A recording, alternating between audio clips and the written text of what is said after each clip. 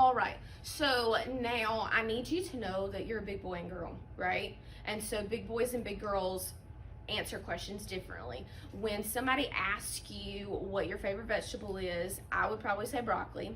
Not a lot of you like broccoli, but I don't expect you to just say broccoli. I want you to tell me why. You have to give me a reason. I don't like Brussels sprouts at all. I will tell you that they taste terrible. They're like bitter to me. That's my reasoning why I don't like Brussels sprouts.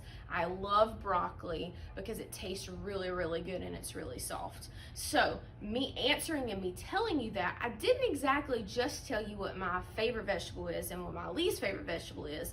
I gave you a reason why.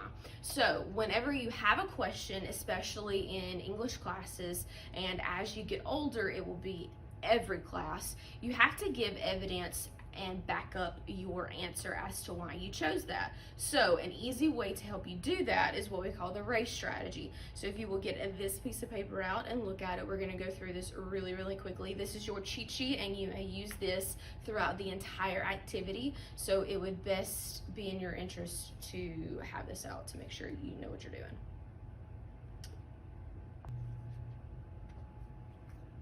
Okay, so what exactly does R.A.C.E stand for? Well, if you look at your piece of paper, the R stands for restate the question.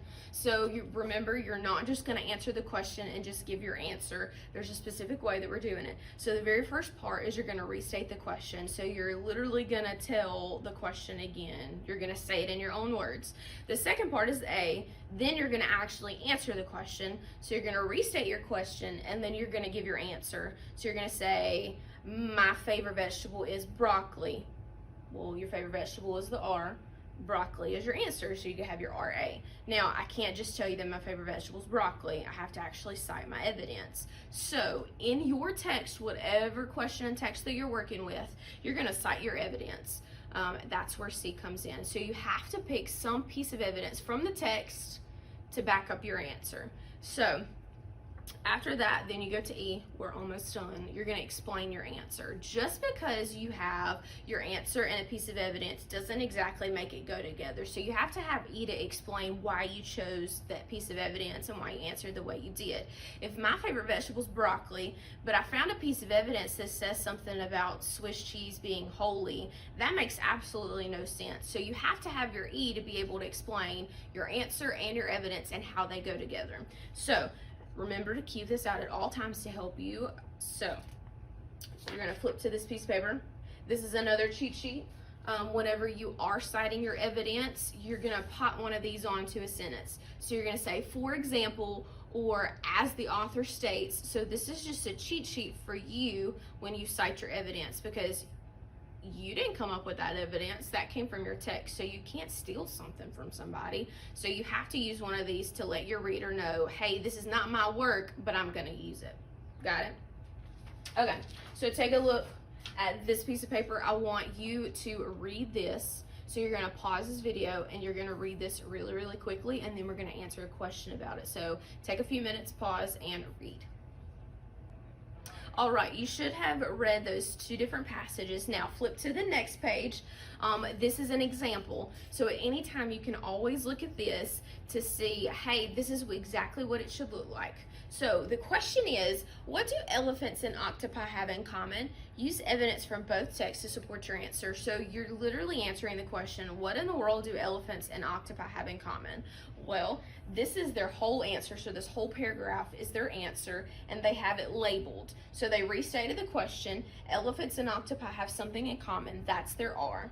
Their A is that they are both animals with interesting talents. So they have their R, they restated their question, they have their answer, now they have to cite their evidence.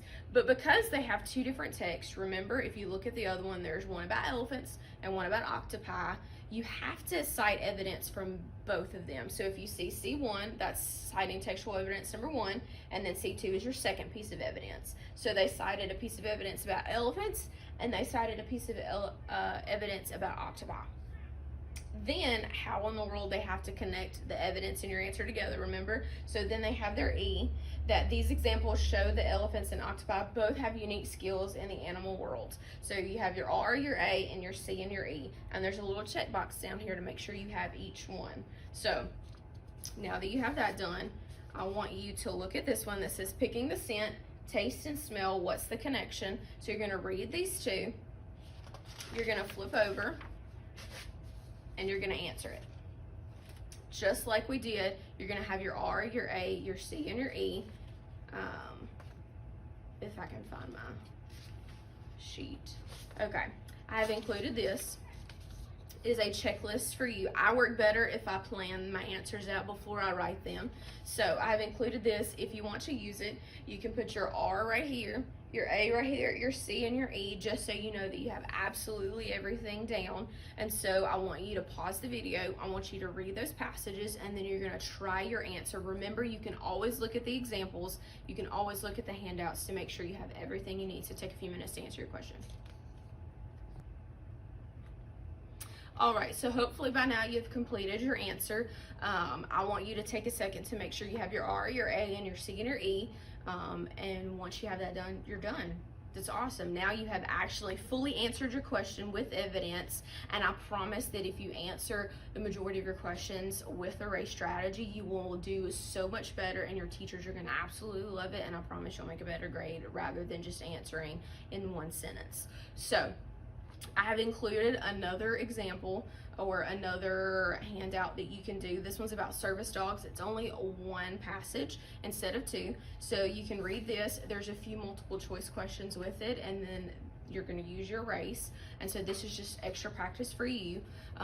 You can do R.A.C.E strategy with absolutely anything. If you wanted to ask yourself a question after you read a Facebook article, or if you're reading a book, you can do R.A.C.E strategy. You can literally do R.A.C.E with absolutely anything, as long as you restate the question, you answer it, you cite your evidence, and then you explain why, and you have your R, your A, your C, and your E, then you're good.